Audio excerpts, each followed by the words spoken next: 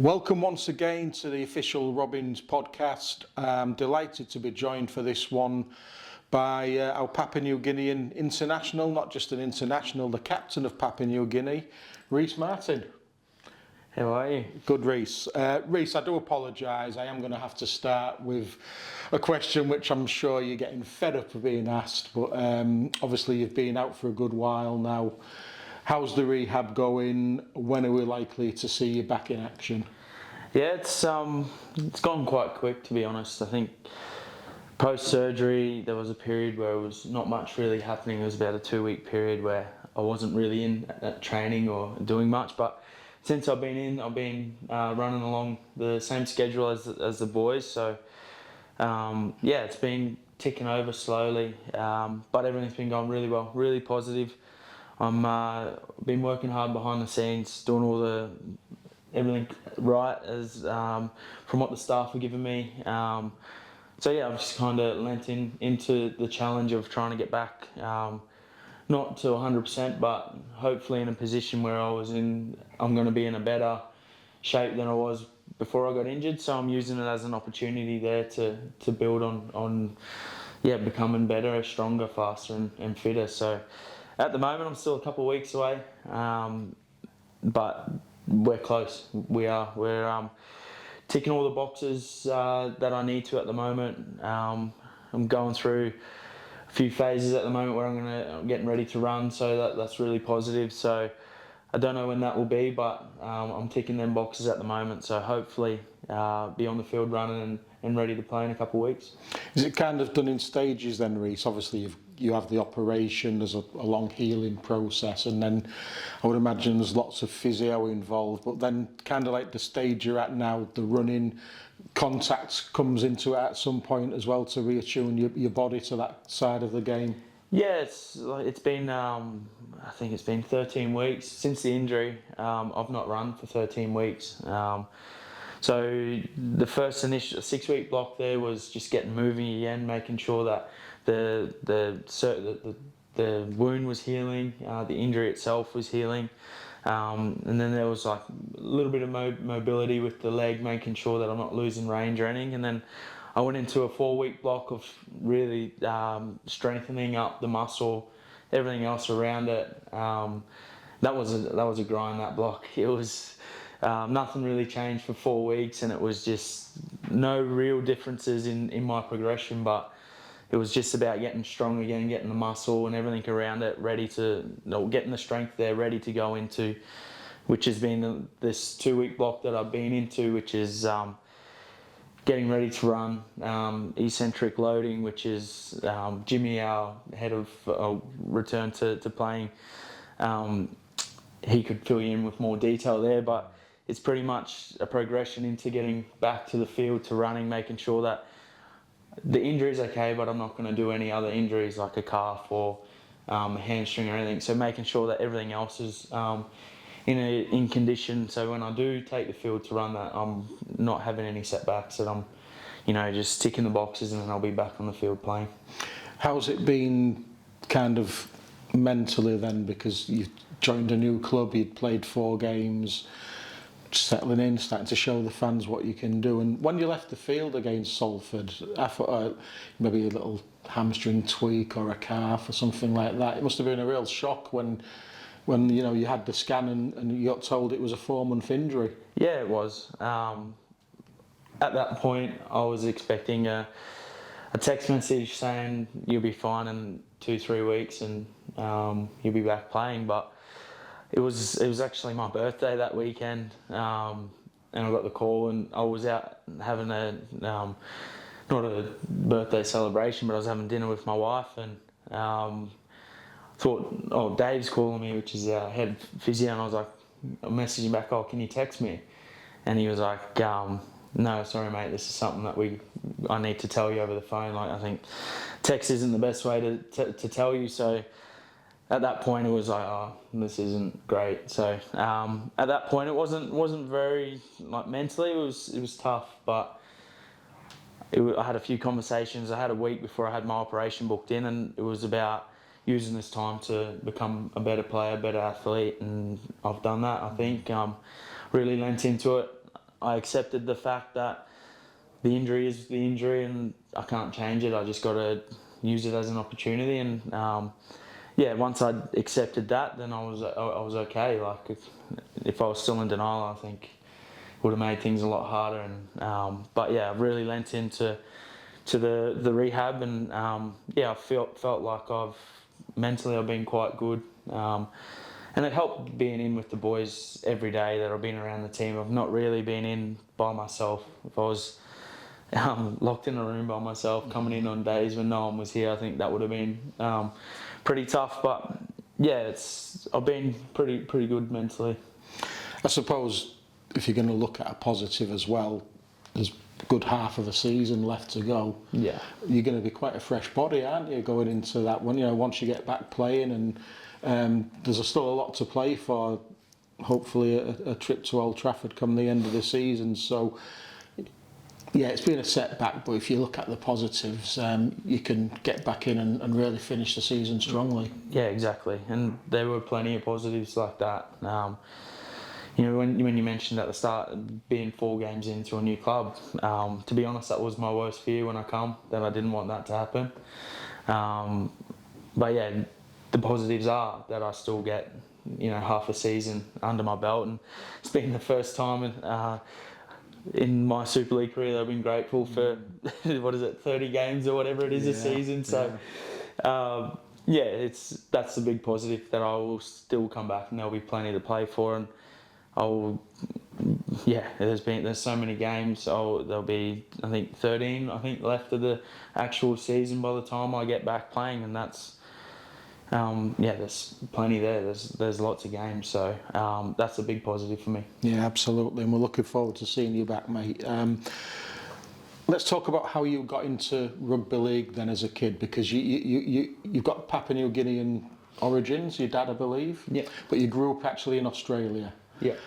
So we know rugby league is a religion there, isn't it? So can you remember the first boys team you played for? What made you pick up a ball and start playing rugby league? Yeah, I've got 3 older brothers and 1 younger brother. All my older brothers played. And I remember as a kid, they'd go out and play their sports, and when they'd come home, they'd have their boots, and I'd put them on, and I'd go in the backyard, and I'd be trying to wear whatever size they were at the time, but they were way too big for me, and I'd be running around in the backyard, kicking the footy, and there's pictures of me as a little kid, and they bring back those memories of just wanting to play all the time, and growing up in North Queensland.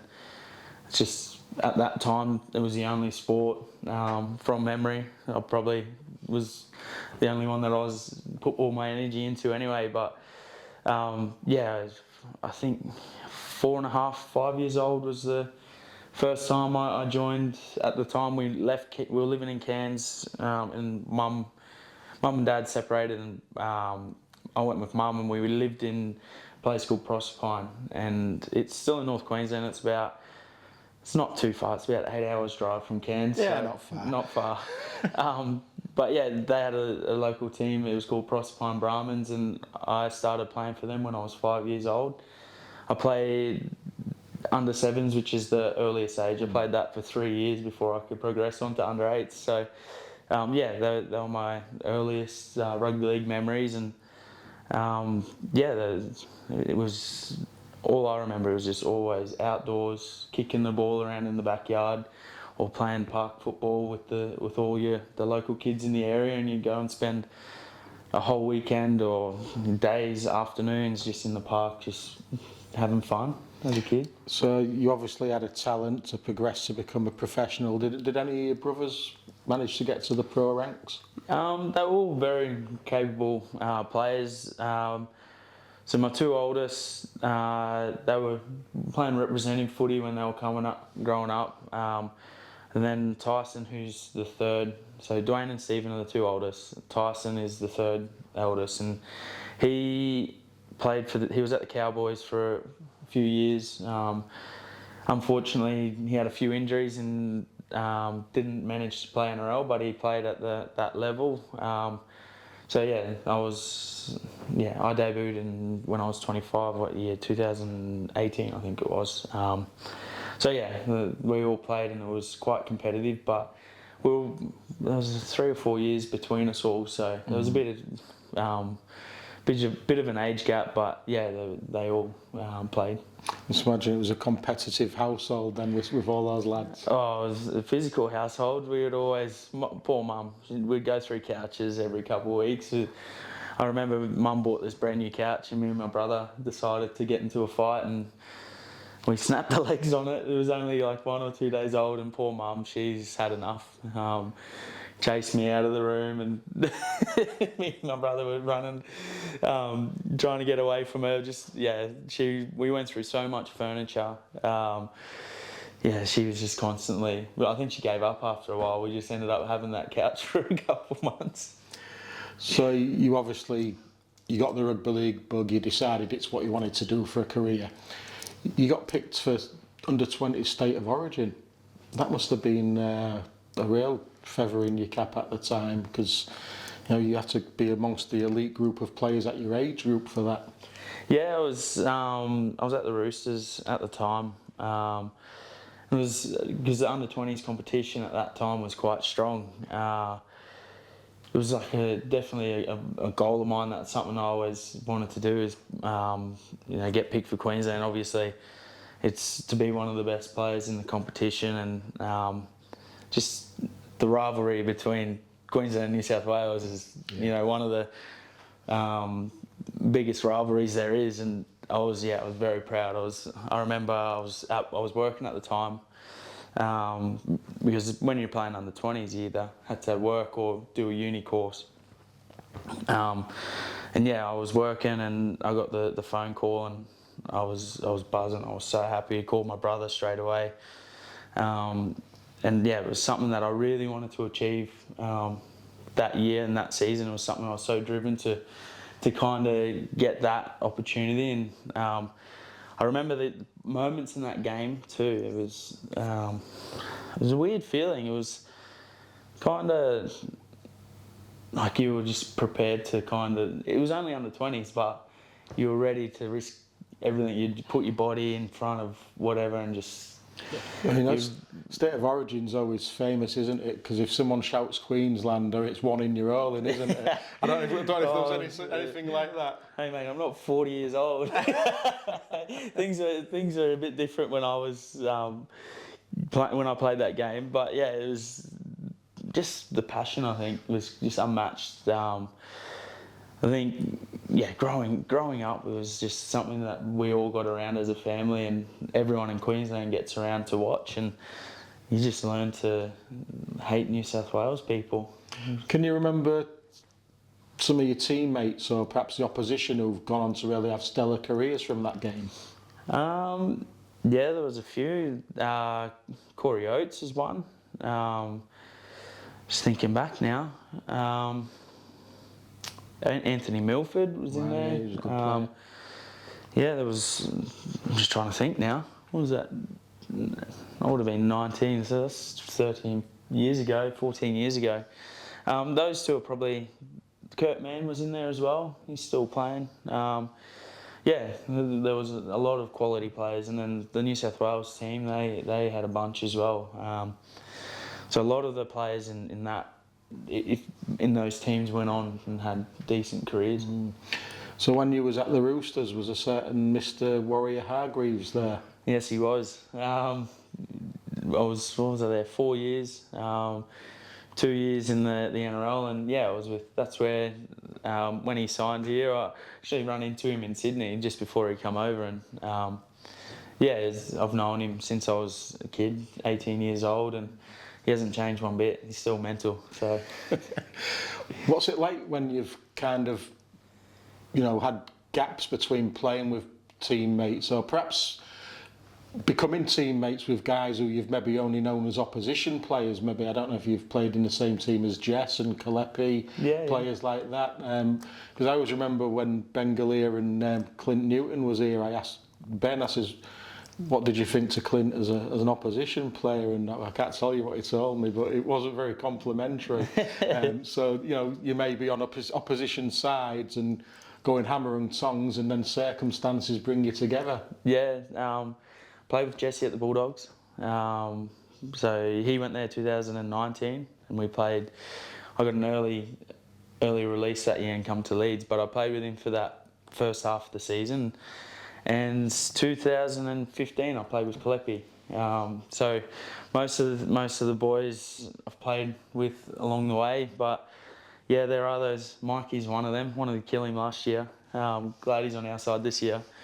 But yeah, you always have these rivalries, and they only tend to last during the game, and then after the game, everyone's always good blokes. But Mikey, just because of he was so dominant, could change a game. Everyone's trying to go after him to stop it. So yeah, last year it was him, and then there's the other guys, Jesse and Kalepi. It's just nice to come back together, reminisce a little bit about the times at the Bulldogs, and very tough times. So yeah, they were just to reconnect with those boys is really good. There's a good YouTube clip actually of Jared absolutely smashing Jesse. Yeah, West Tigers and Roosters. So yeah, that was a while ago. Yeah. That was when Jess was Jared and half wallop him. Yeah, it's a good one.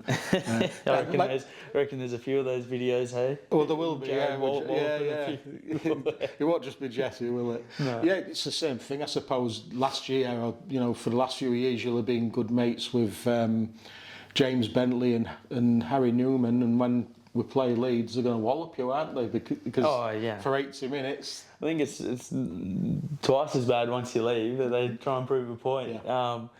But yeah, it's the same back to them. And for example, Connie Hurrell played with him at Leeds, and when he went to St Helens, I'd tackle him and I'd just shove a heap of grass in his mouth, and just like little things that no one would know, but he's getting up and he's in his face saying, "You hungry, are you?" But like just jokes, and that's what happens on the field. That blokes that you're really close with, they do a few sly things to you, but you get up and laugh it off and I've heard try and get them back. Yeah, I've heard there's one or two dark arts. Rhys Lovegrove told me that you'll stand on the hands at the play the ball and things like that, which the ref doesn't really see. But there's a few things that you can't do anymore that used to happen. Obviously, video gets it caught, and with the way the rules are, you'd sit out for a couple of weeks now, so not as much of the dirty stuff goes on. It's just what you can kind of get away with it without getting into too much trouble if you do get caught.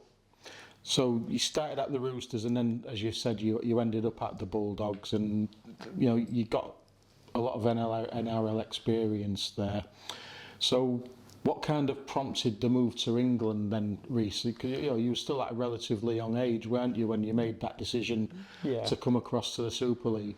Yeah, I was off contract at the Bulldogs at the end of 2018, and Leeds put an offer through at the time, and I think it was a 2 or 3 year deal, but Bulldogs offered me a 1 year extension, and I wanted to test myself again in the NRL, and I did that, and that's what I wanted to do. I wanted to give the NRL another year, and at the time, we just weren't really performing at the Bulldogs. It was a tough time. We weren't winning very much. So yeah, it was making things very difficult as a player to really see where your future's going to end up when you're not winning games, and it's very hard to show performance-wise what you're capable of. I think I was not realising that, but I was worried about that in a way, and then was also turning up a little bit frustrated and not wanting to really be there, and I was kind of we had a few conversations with the boys at the time too, and it was like, I should feel grateful, should be happy I get to do my dream job, like this is what I want to do my whole life. Why am I hating it? So spoke to my manager, and I was like, I think it's time, I need to probably move on, I shouldn't be feeling like this. So anyway, went to the market, and Leeds come back and they showed interest, and they wanted me to be a part of their club. So it was 26, turning 27, I think, at the time. And I was been around full-time systems pretty much my whole career, and it was just like, I get to go over the other side of the world, keep doing what I'm doing, and get to explore other things and take on a new challenge. And I thought, why not? Don't know how long this is going to go for, and might as well get the opportunities overseas and see where it takes us. So yeah, that's how that all come about. So at that time, was you married, children? No, that's all happened in the last 4 years. So Right. Yeah, son's about to turn 4 in June, and then my daughter's 1.5, and we got engaged when we were in Sydney. So we were 2000, it was like 6 years engaged, but we didn't get married till the off season just gone. So we had our wedding all booked for COVID in 2020, and being here we couldn't get back to Australia, so we had to cancel it. And then we had the kids, and life kind of took over, and we finally got married in the off season. Oh, congratulations on that, mate. I suppose it takes away a bit of a pressure then, doesn't it? Because especially a 4-year-old, you could get them straight into the school system in the UK, and they're not really going to know anything different, are they? No. Whereas players who've got kids already at schools, that's a big consideration, isn't it? To uplift everyone and come to the other side of the world. I think so, yeah, definitely. Obviously, when your kids start making friends and they're into their sports, and it is a big decision to do as a family. And Jesse's had to do that. Jared's had to do that. So yeah, it's just a big decision. But if you all agree and you're willing to do it as a family, it'll be a great opportunity and an experience for those kids to then when they've probably moved back to Australia, or they could stay here forever. But it's something that they've been able to do in their childhood, and it's a good experience for them. And I know you're a Robins player now, but your time at Leeds was relatively successful, wasn't it? You won the Challenge Cup, you made a grand final. Let's talk about that Challenge Cup. You've mentioned COVID, and I suppose it'll always be known as the COVID final, won't it? Yeah. Wembley Stadium with no spectators in, and did it kind of... I know you'll have been delighted, you won the cup, you got the result, but do you kind of feel as though you missed out a little bit, because people talk about being on the team bus and seeing all the fans as they approach the stadium, and that's when the butterflies kick in and that kind of thing. Did it feel different? Yeah, well, yeah, it was different at a different time in life. I think there was boys in that team that had the experience before, and that must have been strange for them. But yeah, I think there was like the directors from each team, and there would have been no more than 20 or 30 people in the stadium.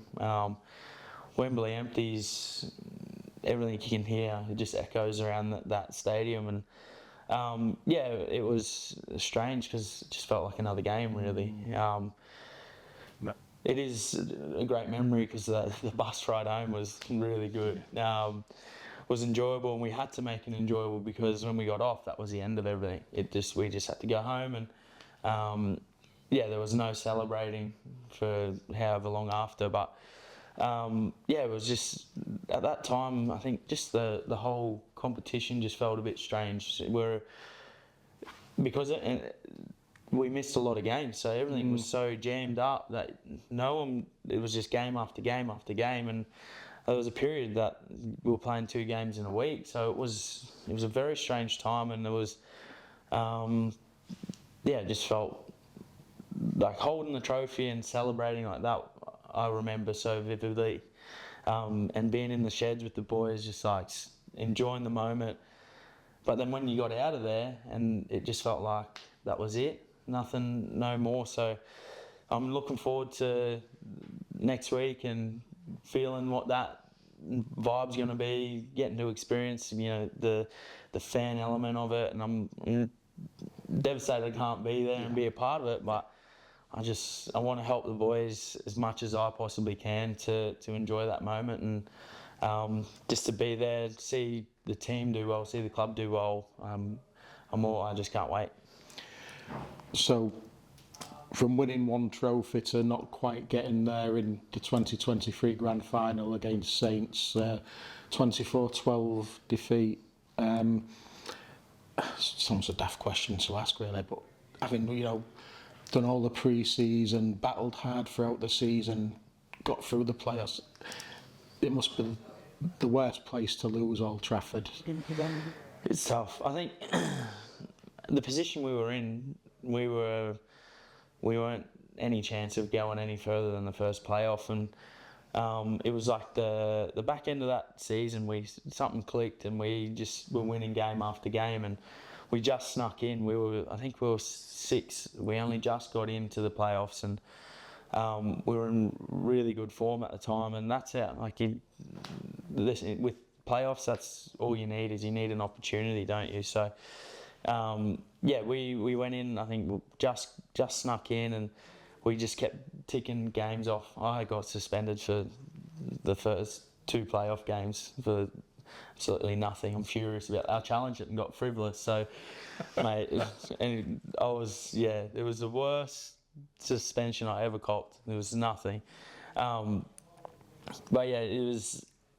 We ended up getting in, but we were massive underdogs. And we just had this confidence about us that we couldn't lose at that point. It was disappointing because you lost the grand final, but our season was so up and down that whole year. We did not expect to be playing in a grand final at all. So when we were there, we were confident we were going to win it, and we had our opportunities. To kind of put pressure on to win it. We let 2 early tries in, or 2 soft tries in. But yeah, it was one of those where probably shouldn't have been anywhere near a grand final that year, but we found a way, and there's some good memories on the form that we're hitting. We're playing some good footy, and it was coming off, and we were just winning games, and it would have been unreal if we won that, because we did not expect it, and we weren't performing well enough for most of that season to warrant thinking about being in the grand final. So it was disheartening, but we got to a grand final and we had a shot to win it. How did you feel sat at home last October then, knowing that you was going to be joining this club, and there's your future teammates going toe to toe with Wigan? Yeah,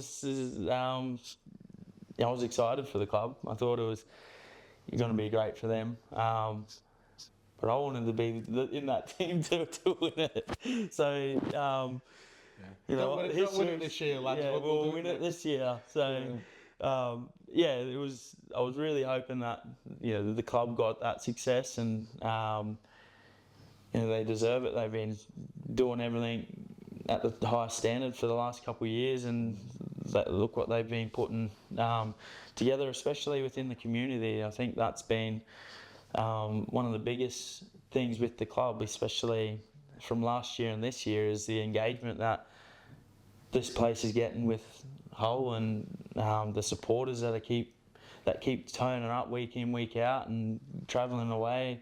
Warrington on a Friday night, and there's thousands of our fans there.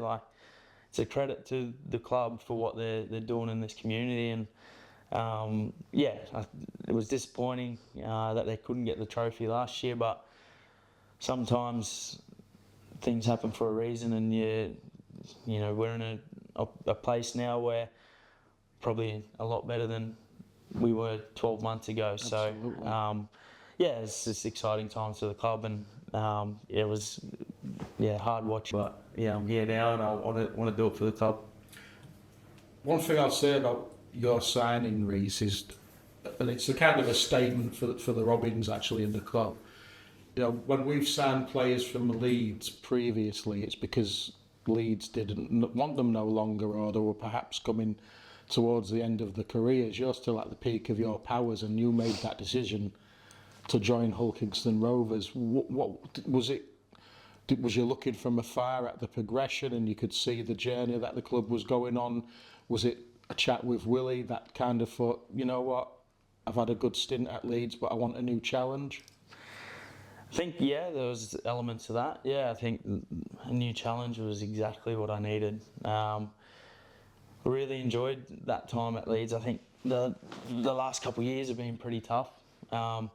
Underperforming quite a lot, and yeah, definitely where the club is and what they're doing, what they have been doing, was an easy decision, I think, for a player to kind of go weigh the options. It's like, oh well, there's KR or Leeds, and it was tough because I got so many close friends, not in the playing group, but within the organisation. I'm still very close with a lot of those people. So it was like, that made things a lot tougher, as in like leaving kind of that behind. But it was definitely easier in a decision that I'm coming to a team that's and a club that's doing really well, that are doing everything that they possibly can to win competitions. And that's what I want to do. I want to win competitions, and I want to be the best player I can be. So to come to a place that we see exactly the same things, it's an easy decision to buy into the culture and try and be successful.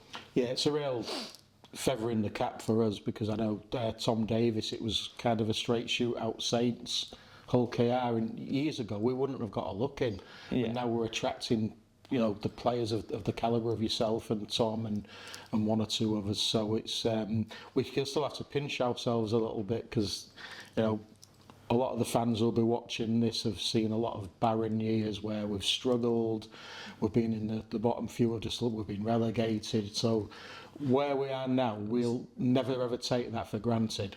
Yeah, and another thing too, spoke to a lot of ex-Hull KR players that have been here and gone on to other clubs. James Donaldson, for example, spoke to him. I'm very close with him. He had nothing but great things to say about this place, and I spoke to Jamie Peacock as well, and he had everyone that had been here and gone to other careers or whatever, only had good things to say about this club. And when you're a player, you want to go to somewhere where you feel valued, where you're going to connect with the fans and what the organisation's trying to do. So if you go there and you're not treated very well and the players aren't looked after, it doesn't really, no one really wants to be a part of that. But hearing ex-players that have gone through the tough times, Dono's one of them, went through the tough times, but still to say like, it's a great club, everyone involved with it, they're really nice people, you'll really enjoy it there, makes decisions very easy, doesn't it? So it is a big credit to the club for when players leave. Some can be very spiteful, can't they? But no one had a bad word to say. I'll say a nice thing about Dono as well, because he probably won't watch this, will he? But when he was a Hull KR player, if there was any sort of events, he was always the last player to leave. He would sign every autograph. He would have absolutely brilliant kid, James Donaldson. So I can see why you're good friends with him, because he is a really top man. Yeah, he is. Cooked me dinner last night. Did he really? Yeah. Thank God. Yeah. I was at home with two of the kids, and he messaged me because both our wives are really close, and it was her birthday, so they went out for dinner. And I had the kids by myself. He's like, come over, I'll cook you dinner, so you're not by yourself. So, fantastic. Yeah, he's looked after me there. But yeah, he's a good fella. Let's talk about the goal kicking then, Rhys. Did you start, was there even a kicking to you when you started playing? Because back in the day, you used to just dig a hole with your heel, didn't you, and boot it? Yeah, I remember as a kid, a lot of that was the go. But then you remember Michael DeVere? So for Huddersfield. Yeah, so he ended up making his own kicking tee, and that was about, I would have been 10 or 11 at this point when he started to sell his kicking tee. It was called the Sharpshooter, and I remember we had one of those at my local team, and I always could kick. I never really said, I want to kick. I'll do it all the time.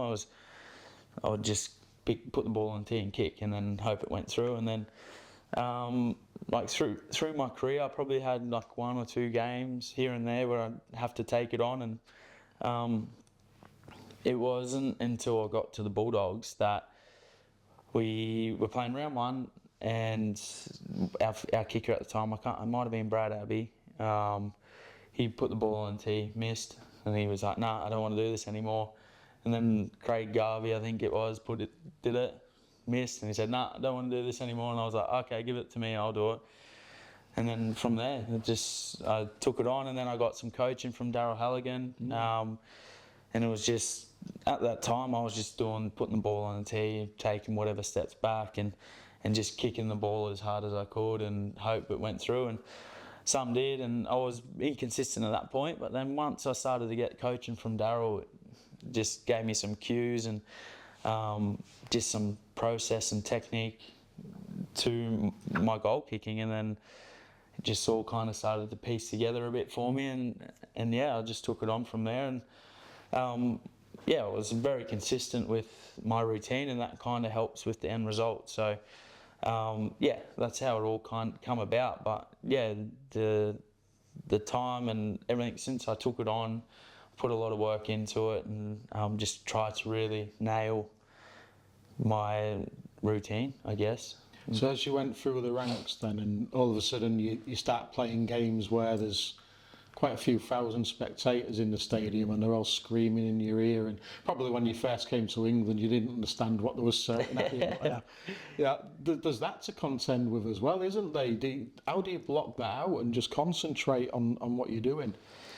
I think it's what I do out on the field when I'm practicing, just making sure that all my kicks are exactly the same, consistency. I'm not really worrying about the result, as in missing it or getting it. I know that if I nail that routine, it's going to go through, and if it doesn't, well, I did everything I possibly could to keep control of that ball and make sure I get the 2 points. And look, I never kicked to miss it. So yeah, as long as I'm doing everything I possibly can to control it, I'm confident in that space that I'll end up nailing the kick. So everything else that happens outside of that, it's very easy to block out, as long as I know what I'm doing in that moment, that I keep that consistent and it doesn't change from wherever I am on the field, that the end result is 2 points. So yeah, that's how I nail it, is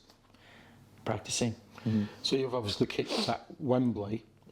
Do you get like swirling winds because of with it being like a ball, and is there any sort of advice that you'll be offering to perhaps Mikey and Jez will probably be the kickers on that day?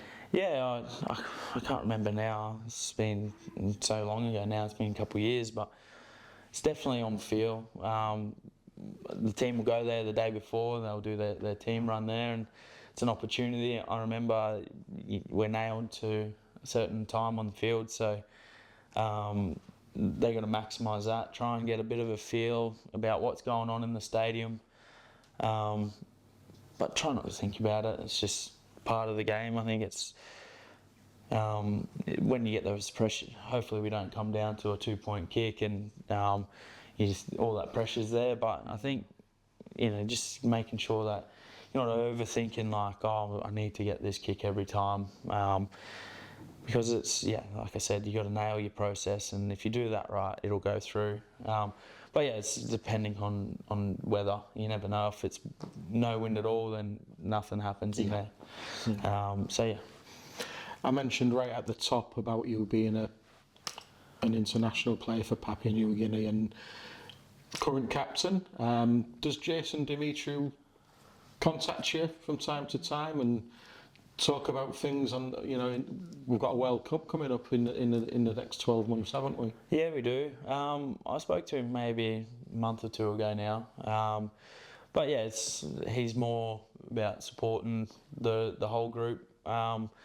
There's messages that go in every week or two if someone's hitting a milestone game or debuting, or those one of our Zach Laybut's come back after an ACL, and it was his first game back. I think it was the weekend gone for the Cowboys. So there was a message put in there, just sending their best wishes. So it's just like a a group of us that try and just stay on top of what everyone's getting up to throughout the season, but nothing footy-wise. It's just everyone's in their own bubble, in their own teams, kind of doing what they need to for the team, the teams that they're at. So I'm sure if I wanted to pick up the phone and call him, he'd answer, and he'd love to talk some rugby league, because he's a legend of a bloke, JD. So and it was really nice to go and work with him over the last couple of games of the Pacific Test. So he's always got his phone on, but nothing about the Kummels or what's coming up. I think when we get closer to that, because at the moment we had a chat just before we left the Pacific Test, and that contract is finished. So we don't know, as far as I'm aware, we don't know what the next competition is going to be, whether they're going to renew that and it'll carry on the way it is. But after we played New Zealand in Sydney, New Zealand, I think, are pretty keen to come over to Papua New Guinea and play a couple of games. So, that's a good opportunity for us. But yeah, whether that's gone any further, I'm not too sure. There's actually a mention of us playing England in the mid-season test, just because I think there's like 13 of us out playing Super That was League going to be my next question. There's a big core of you now, isn't there? There's the lad the hooker at Castleford, the lad who scored against us on Friday, Russell at Warrington. Yeah. There's Roderick there too. Yeah, Roderick. Yeah. There's three of the boys at Castleford. Liam Horn, Judah, and Jeremiah. Yeah. Nene, he's at Salford. So there is a lot of the boys over here now. So I think it'd be good for us too. Yeah. I think, but yeah, whether that, I've just booked me bloody holiday and just sleep. Go careful. Yeah, don't upset the wife. Yeah. The first time I actually I told you the other week, I was in Australia in 2017 for the World Cup when he played England at Amy Park, and it was a good game. It was England came out on top in the end, and we was paying particular notice to you because we'd been told that Rovers were looking to sign you. Yeah. You've said since you didn't know a thing about it, so it was just rumours amongst the fans. But and that was a great competition. Obviously, we had the one that was pushed back a year, and then we've got the next one coming up where I believe they're going to play some games in Tonga and Samoa. If I'm that'd be great. That'd be awesome. And I'm going over again for that one in 26. So I'm looking for, and hopefully may get to see you taking on England again in a World Cup. You have to come to. I think we got a few games in Papua New Guinea, so you have to get there for that. It's a crazy atmosphere. When we were there for that 2017 World Cup, just the energy in Port Moresby at the time was just unbelievable, and every game was sold out. So we've seen what the Tongan and Samoan fans are like when those guys play. So it'd be enjoyable to be over in one of those countries. I can tell you, it's when England beat Papua in the quarter final, we went to Auckland. Yeah, that's right. And honest to God, I've never seen anything like it. We walked to the stadium and it was just red. Yeah. All the paints on the painted the faces. They had all the traditional costumes on. Yeah. It was quite intimidating because it was like whoa, but they were they're so loud, aren't they? They're brilliant, but they were so lovely as well. There was about 4 guys sat behind us. There was all twice the size of Jared, and it was like. And you're like, and it was brilliant with us. There was chatting away with us. They just love the sport, don't they? Yeah. Just passionate about where they come from. And so I'm really looking forward to going again. It was a fantastic tournament, and hopefully better weather than what we get when we have it here, I suppose. Yeah, far out. When I was in PNG for a week after coming from here, jeez, it is hot. You'll be well aware that you're following a fine tradition of countrymen as well. It's obviously started off with Stanley and John Ockle, McCarley, Neville Costigan had a season with us. Yeah, he played with Neville after he left here. He went back to Blackhawks in the Q Cup, and that's where I played with him and Kleppy. Yeah. It was 2015, I think that was. And I would imagine that the young lad we've brought over on a scholarship, Yeah. be one of his idols, won't you? The captain of his country. Yeah, maybe. Yeah. I've seen him around. He's a good kid, and he's really good, quiet. But yeah, what an opportunity for him. How good's that? Getting some really good schooling, private school, I believe. Yeah. So one of the best around the area. So what an opportunity that is. Fantastic. For me, I think footy's secondary to that. I think education is key for him, and this opportunity to play for the Rovers is great. But for them, the club to give him quality education is unbelievable. So, if they continue doing what they're doing in that space, I think the kids, that's amazing. Should also mention, just to make your head swell, you're the top point scorer for Papua New Guinea as well, and there's some good names on that list who you've beat. John Wiltshire was a good player. David Mead. Yeah. And you've scored more points than these guys, so... Yeah, I know. Johnny's our team manager for the Kumals, so he was keeping me updated when we were in camp.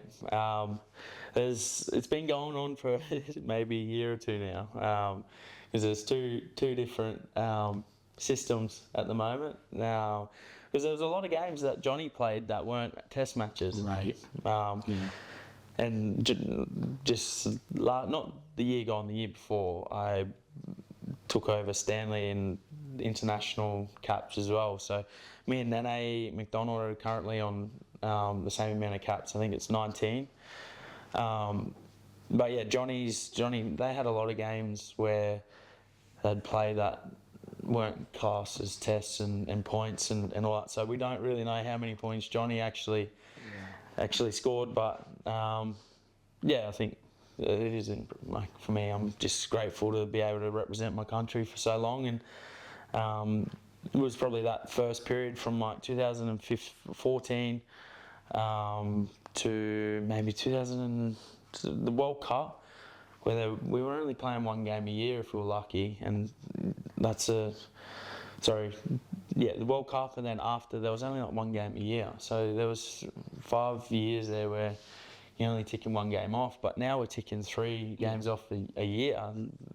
19 games is going to get ticked up pretty quick for any young kid that's coming through now. So it's just what it is, and it's good to see that we're getting those opportunities. Could you kind of see the World Cup 26 being your international swan song, or is it something that you'd like to prolong further? I don't know. What is it, 1 year away? See how the body is, and... Yeah, I don't know if I'll play another World Cup. I don't think I will play another World Cup. Were they every 3 years? I will never say no, because I've got the Papua New Guinea passport, don't I? It gets younger every year. Stanley did. Yeah, I'll play till I'm 40. No, I'll get through. I was just going to get back playing, and then if I continue to get the opportunity to represent my country while I'm still playing at the top level, I think I'll keep playing. But if I'm not playing Super League or NRL, I'll think about it. I think it might be time, but yeah, we'll see. I love playing, so... I'm looking forward to seeing you in 26 anyhow, back in the Southern Hemisphere. Got one final question for you then, Rhys, and it's not something I really ask players about too much, but I believe you're already planning for the future. You're kind of studying, and can you tell us more about that, what it is you're doing, and kind of what direction you think you'll go in when your playing days are over? So the year before September. Well, I get confused because the years run from September to August here, and in Australia it's January to December. So I started uni in 2023 in September, so that was my first year. But I signed up and I started to do, it's a course called Applied Sports Studies in Rugby League. It's a bit of a hybrid course, so to speak. I think it's because we're doing 4 different areas of study. It's sports performance, coaching, physical activity in the community, and sports business management. So I've been doing that I just finished my second year now, so I'm really enjoying the sports business side of it. And I've been lucky enough to be able to get a bit of time with Paul and Tom and Craig Franklin around the club, and just sit down and have chats to them about what they do, what their roles are. But yeah, I'm really interested in the business side of the sport, and yeah, I've got another year to go. But I just finished, and it was pretty tough this year. It was a bit more difficult, being that I was not in class as much, and a lot of it was done away from and doing all the times. On the road, I was doing uni on the way in, sitting in the car while one of the boys was driving in, and hopefully, don't know when it'll be, but yeah, I'm in a position where I can transition from playing to maybe something in the corporate side of the sport, and I think just gaining the experience that I've been able to get access with here, especially with what's been going on, the announcement of Vegas and the new complex coming for the next 2 years or whenever that's going to be due. And then just like the business model around what the place is trying to achieve, and so it's just been really good to get those insights and speak to the people that have been doing big things here, and just get any little pieces of advice or understanding of what they've been doing. So I've been very grateful for that. It's been awesome. So we'll see when I get that boxed off next year and I'll have a degree, which I never thought I'd have. But yeah, that's the area that I'm pretty interested in. Yeah, it's really commendable. Was it like Leeds Beckett University as well? So yeah, because I know the Rhinos have a good tie in, don't they? And the people that I've been dealing with there, at Leeds Beckett, they've been really good, especially since that transition. My course director is the video analysis for Rhino, so I get a bit out of him every time I see him, get a bit of insight on what's going on. And then the course director, Jamie French, he's been really flexible with me being here and travelling a lot more than I was last year. So they've been really flexible and making it work as best they can for me, and they've been great. No, Rhys, really do wish you the best of luck with that. It's good to know that you've got a vision and you've got a plan. Next thing to wish you good luck on is the rest of your rehab, and can't wait to see you back out there. It's been a pleasure talking to you. Thank you. I can't wait. It's been a bit of a slow burner at the moment, but yeah, I can't wait to get back on the field.